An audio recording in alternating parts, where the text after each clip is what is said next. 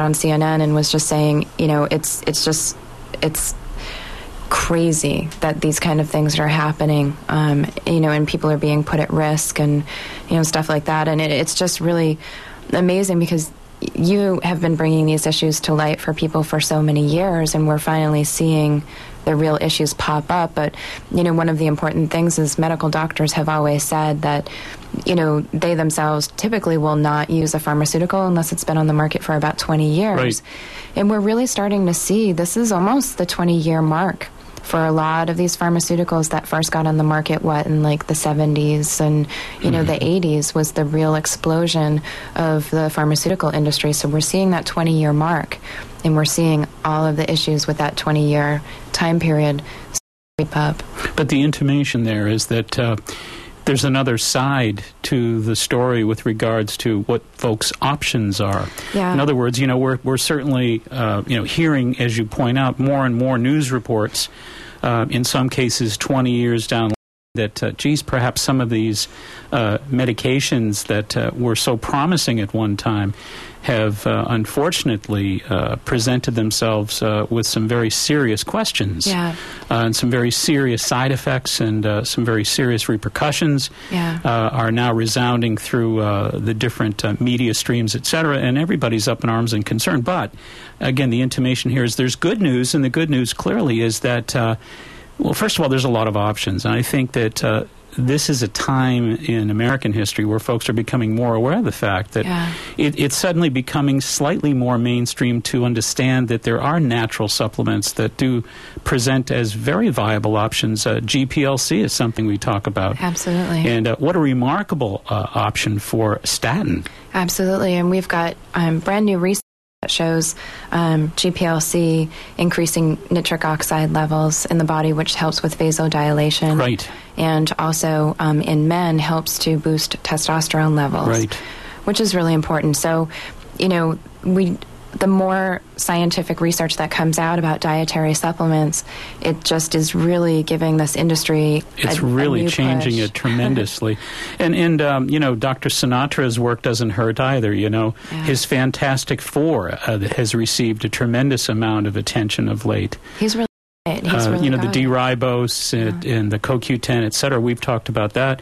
But I think that when you have real viable researchers who are medical folks and have a terrific medical history, scientific history, very credible people have obviously come on the scene in recent years, Sinatra being one of them. And, certainly a lot of the researchers that the Jar Formulas work with, too. Absolutely. Very highly reputable folks. And I think they give this whole industry a real boost. They really do. And just recently, the FDA passed a new set of GMPs, which are, good manufacturing practices for the dietary supplement industry. They passed an adverse event reporting bill for the dietary supplement industry. And Jaro got a lot of criticism from some of his peers, about working closely with the FDA to bring our industry up to that level. But he comes at it from the point of view that, if we are subject to adverse event reporting, let it happen, because when you compare adverse events to dietary supplements as opposed to adverse events to pharmaceuticals, that's it, argument over. Slam dunk. Slam dunk. So, he really, on hardline issues, has been able to really look at it substantially and make a clear decision, and comes across with a lot of confidence in his product and the science and the research that goes behind it. So what, in your opinion, Catherine, with regards to either Jar Formulas or any supplement that's really kind of a rising superstar supplement, what do you think right now is, for your interest, the most fascinating new supplement to watch? I think the carnitines are really exciting. Like the GPLCs. Yeah, like the GPLCs. And, just for people being able to digest their dietary fats and use them for energy. Right. I think a lot of people are carnitine deficient.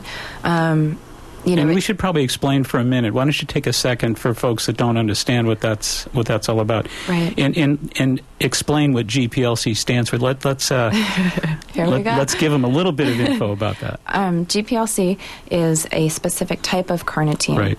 And it stands for glycine propanyl L-carnitine, right. And so that is a muscle-specific carnitine. Yep. And our cardiovascular system... Which is an amino acid. It's an amino acid. Carnitine is an amino acid. And what it does in your body is basically for the fat molecules that you have, you need carnitine to shuttle it into the cell to break it down for energy. So, a subway. You're on the subway, you're going to Boston.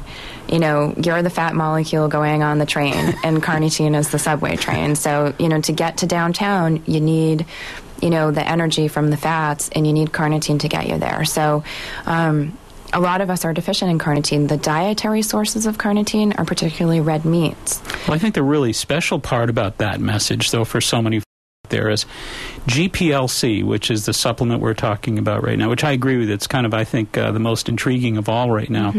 But really what you can think of, folks, is you can think of, well, we've all for all these years thought about fats as being a negative thing. Blood fats like cholesterol. Blood fats like triglycerides, yuck. The major causers, or at least markers for heart disease. So, depending on who you ask. But nonetheless, we've got to be careful about what kind of artery clogging fats are in our bodies. Right. Clearly, we all agree on that one. And GPLC is representative of a supplement that says, look, not only are we going to kind of help you with all those artery clogging fats, guess what we're going to do? Here's one more. We're going to convert them into usable energy. Absolutely. I mean, what a great win-win. Absolutely. And GPLC also protects the tissue inside of your arteries from inflammation due to damage from bad cholesterol. And from free radicals. So, this is really one of the very first indicators of cardiovascular disease is systemic inflammation in the endothelial tissue. It's just almost exactly like if you get a cut on the surface of your skin, there's inflammation, scar tissue forms. It's almost the same kind of process that happens on the inside of the arteries. And when this happens, white blood cells aggregate there. It narrows the opening, and you get almost like a scar tissue formation there. So, it's really important to keep that systemic inflammation down. GPLC does this. So, in the Jaro GPLC supplement that we're talking about is, I think, 500 milligrams, it is, and one a day or two a day in some cases, right? Yeah. And the overall benefits are amazing. When people start taking carnitine, they feel energy. They feel a lot of mental clarity too. Because your brain can operate on glucose or fatty acids, and it's really kind of, I mean, forgive me for the oversimplification, but it's really kind of it's one up on Lipitor, isn't it? It's kind of maybe two up. It's two up. Because not only is it going to help as a statin would to break down these potentially problematic fats, right? But it's going to put them to work and get you more energy in the process. Yeah, in the meats that we're eating, I would have to look into this, but it's my suspicion that if we're eating meats from cattle that are raised on, corn and soy, that they're not getting sufficient carnitine in their diet, so therefore the meats that we're eating are carnitine deficient. Right. So it presents itself, there in the human body as, the deficiency. So great stuff. Yeah. We thank you so much. Always so helpful and so knowledgeable. And again, thank you again for last week. Yeah, thank you. And we always look forward to getting caught up with late information. I'm sure there's going to be some great stuff we can talk about in the weeks ahead, so we look forward to that. Thank you very much. Thank you so much. We're going to take a little short break, and we'll be right back to talk a little bit about June 5th. Stay tuned.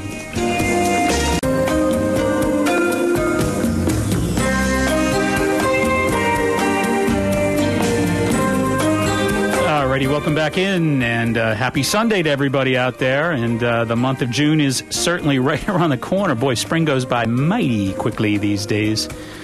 And, of course, that means we're headed fast into June 5th. And you know what that means. On June 5th, we're all going to be at the Company Theater in Norwell because there's a presentation that I think is a very special one that we're putting together, as we said, first time ever fully orchestrated recorded sound and light healing presentation, and that's going to be a real special night. But I wanted to kind of do a little bit of information on that this evening.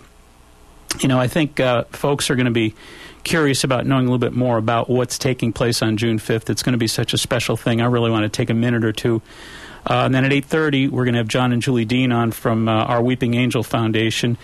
a remarkable foundation. It's basically a public nonprofit charitable corporation that's dedicated to supporting people and promoting the alternative healing arts for those folks who are in need.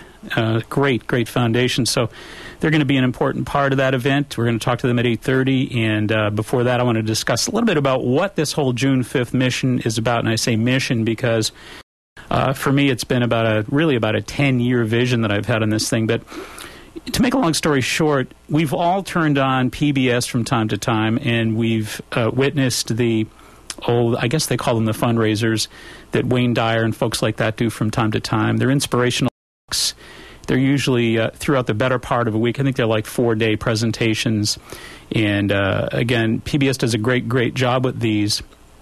And I've seen a number of folks, Christiane Northrup, and as I said, Wayne Dyer, Deepak Chopra. And, you watch them, wonderful, inspiring talking. And I think to myself, these are really remarkable shows. But one night I tuned in, and probably about 8 to 10 years ago, and I said, there's something missing here. There needs to be something more powerful that takes place here.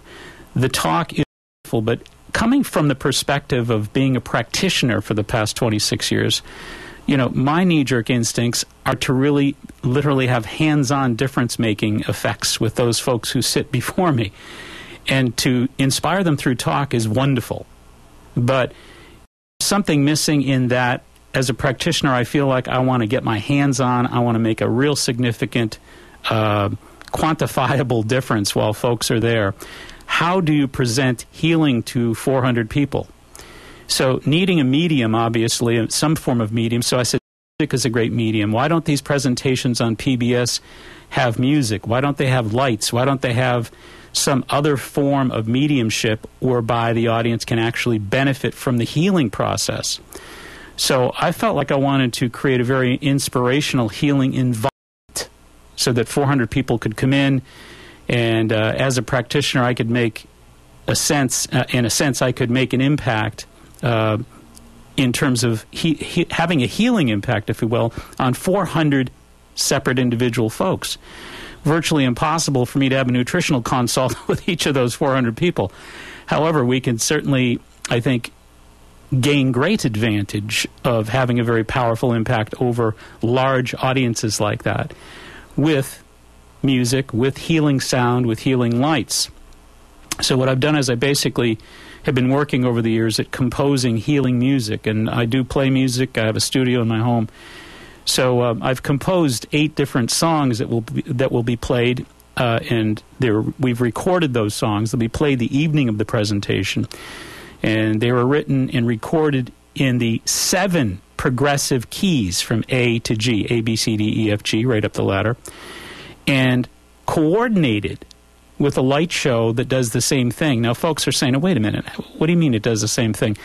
Well, most folks don't know that sound and light actually